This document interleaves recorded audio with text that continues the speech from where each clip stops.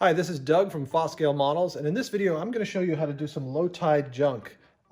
This is a scene that would be in a canal where the tide comes in and out every day, exposing what's underneath in the shallow areas, which usually in this case in a city scene would be junk and garbage, tires, barrels, you name it, anything goes.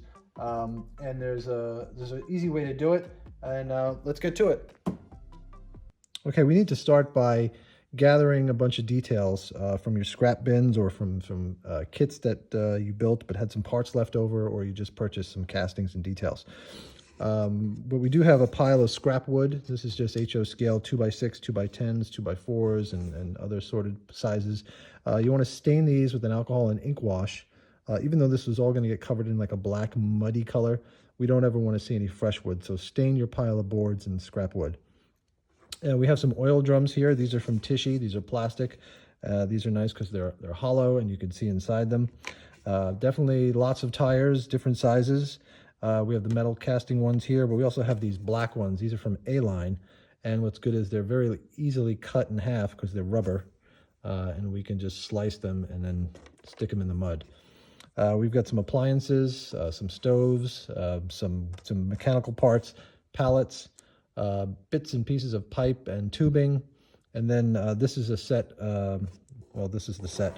We sell a set of castings on our website at Fos Scale Models, where the tires are already cut for you in different slices and wedges. Same thing for the oil drums, so they can easily be placed into the mud and look like they're sticking out of the ground, and so forth. So definitely raid your detail bins and get a pile of castings like this, and then we're just going to spray paint everything black to start. Okay, so while we're waiting for our castings to dry that we just spray painted black, we need to apply some more dirt here. And this is sort of a first coat. All this will be blackish mud when we're finished. So we need to start by giving the details a place to sink into. Basically we need the ground kind of wet. So we're going to add some of this dirt. This is finely sifted dirt. You can get your dirt from your backyard, or you can purchase it like we did. We get this from Scenic Express. This way you don't have to worry about sifting it, cleaning it, and drying it and all that stuff. So we're just liberally spreading this dirt all over our shoreline here. This is straight isopropyl alcohol, 91% I believe. The 91% is better, there's less water, so it evaporates and dries quicker. So we want to spray all of our dirt so we can then apply some glue, which is diluted, 50% water, 50% white glue. So now we have our mud, and we've got our glue here. Again, this is 50%, it's water and white glue mixed together. This is the same way you apply ballast, and the same way we've secured all of our scenery here.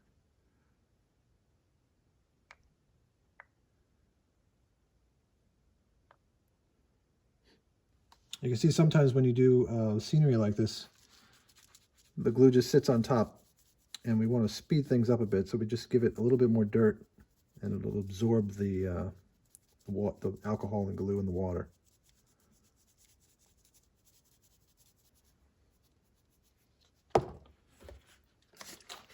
Hit it with alcohol again,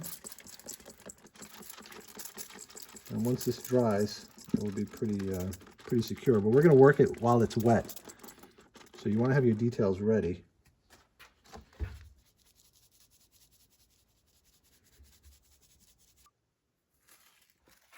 And we're just going to add some rocks that we had just buried with our dirt.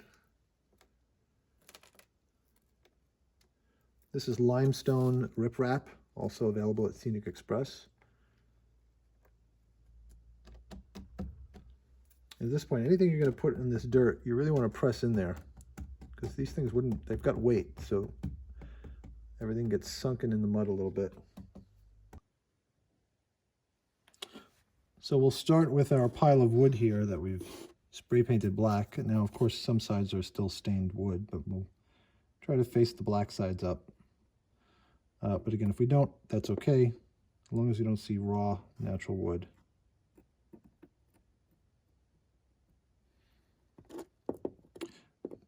So one thing you can't do, or you shouldn't do, that will look unrealistic is just, you can't just drop a piece of wood like that. It really looks like it's floating there. So you got to press it into the mud. This is the most important part here.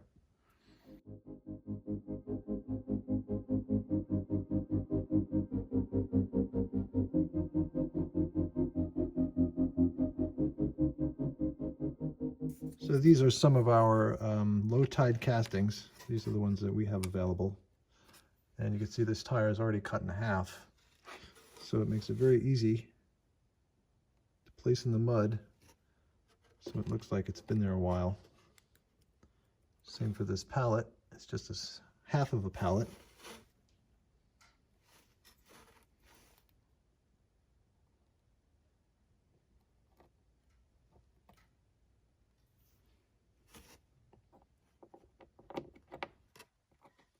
And the same for these oil drum sections.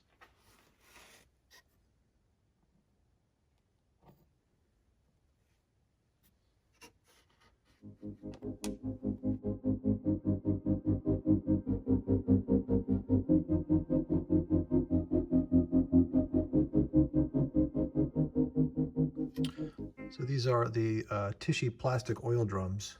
Again, these are hollow, which is nice to see inside, but we can also cut these as well with a razor blade.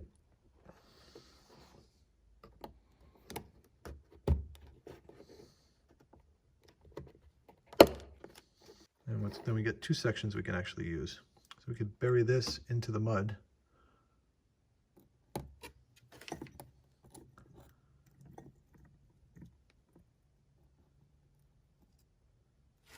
And see inside the drum.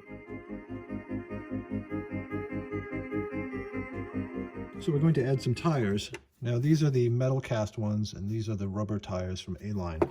You certainly could cut the metal ones with a razor saw, but it's a lot easier to just take a blade and cut through this rubber.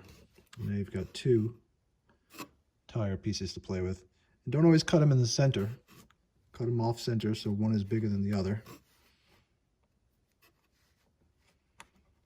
Now from 3 tires, we have 6 pieces to play with. And always consider where your water line is going to be, because we're going to pour resin in here in a future video. And that water line will probably come up to about here. So realize that some of these will be in the water and some just in and out of the water, which is what we want.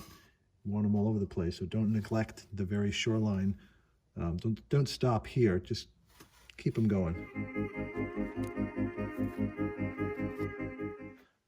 Now just a quick note on where to place these items in your scene. To give it some logic, we're going to have less junk over here because it's be hard for someone to push junk down the hill if they're trashing tires and pallets and stuff. And these bushes will keep junk from getting here. But we have a footpath here, which people can roll barrels and tires and walk junk down to the shore, as well as here. So we're concentrating here and here, a little bit in between, but we don't want to just completely litter the entire shoreline. We want it concentrated, empty space, concentrated, and little pieces in between. It's the same idea with vegetation. We're not going to cover every single area. We want bare patches. We want dense patches. So same thing for your trash.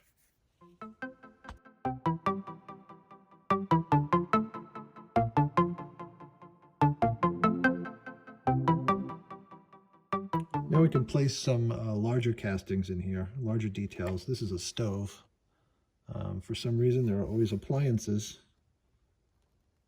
down at the bottom of a hill or in a river. And it makes you wonder, wouldn't it be easier to just take it to the dump as it would to take it to dumping it down the river? Here's an oil tank.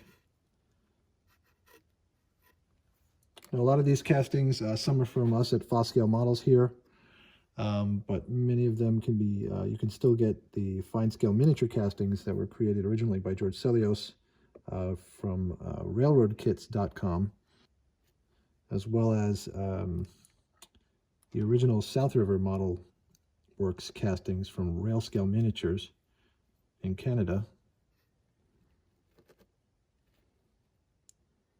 And you can also get some castings from Best Trains.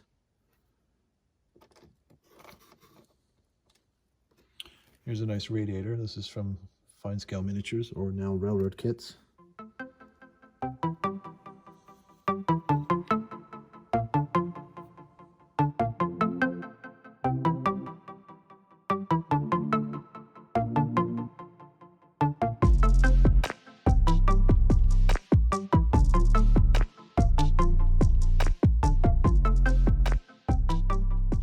We're just going to go in with a few pieces of greenery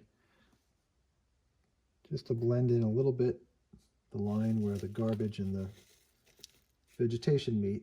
We don't really want any greenery here because this is it's really kind of a dead zone for plant life, at least where I'm modeling, which is the Gowanus Canal in Brooklyn in the 70s, which was considered probably the most polluted body of water in the country at the time. So unless you're in a small town and you've got a little river scene with some junk, you can do some grasses here, but life stopped at the water's edge. There was no oxygen in the water from all the pollution.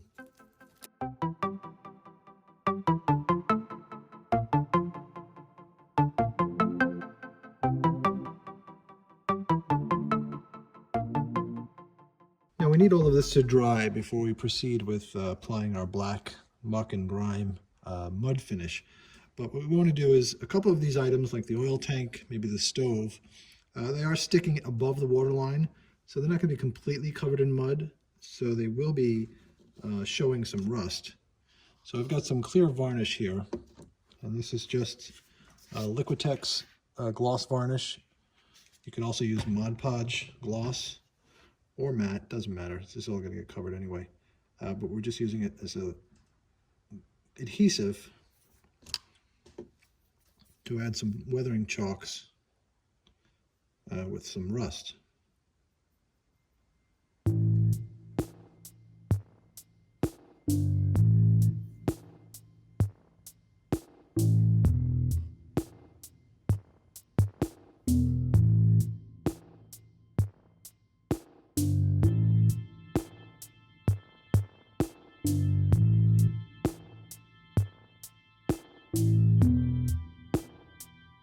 Now we need to mix a ink wash, or a grime wash, I should say. It's made up of a few different paints, one of which would be flat black, and this is black gesso. Then some gray paint. This is a Martha Stewart Arrowhead. Just kind of mix it up and see what happens. This is alcohol and a couple of drops of India ink. Some more gray. It's hard to see, but it is a very dark gray. It's almost an asphalt color. So more alcohol. So we're going to start to apply our wash, starting from the shoreline. And we're going to preserve our rust objects that have rust on them, that are sticking out of the water, so we're not going to hit those. Just everything that basically the surface of the water would hit. And make sure you get inside the little undercut spaces, like under the barrel. We don't want any light dirt showing. And also decide where your water line is going to go up to. Where is your high tide mark? Ours is probably about a ½ inch up where these bushes stop, so that's as far as we're going to go.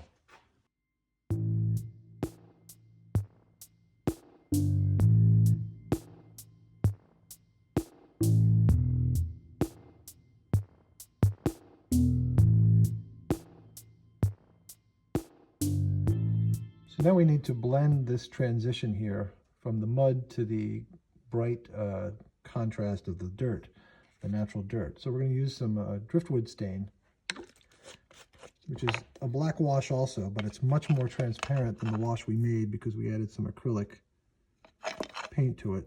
So we're just going to let it creep up a little bit, and you can see the dirt through this wash.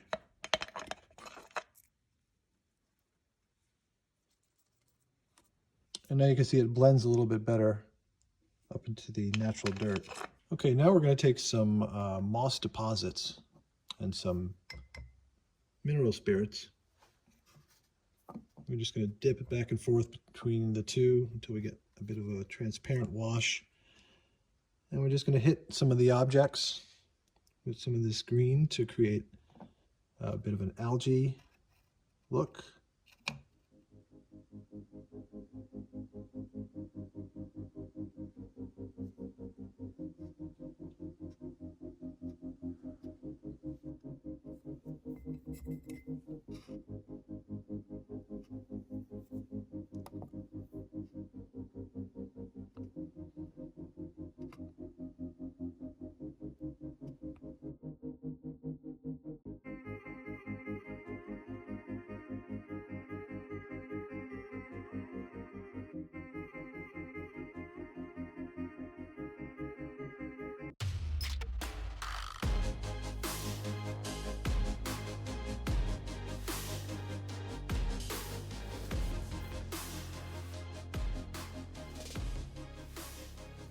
Okay, we've got our low tide scene in place. Our junk is placed into the mud. Remember, you want to get it sunk below the mud line. You don't want things floating above the mud. Everything is kind of settled in. A couple of pieces stick out here and there, but more or less it's in the mud. Then we've got our grime wash over everything, and then some hints of rust on the metal objects, and then of course some algae over most of the objects. The algae is subtle. You don't have to go crazy with the algae, just as we did it, just dab, dab, dab, dab here and there, and let it bleed with the mineral spirits so it's sort of transparent. You don't want a solid green. And our next step, of course, is to pour this water. We've still got some work to do with the seawall here, and then we'll pour our resin water surface, which we'll do in another video. So we'll have links in the description below to where you can get some of these castings and the paints we used, and we'll see you next time. Thanks.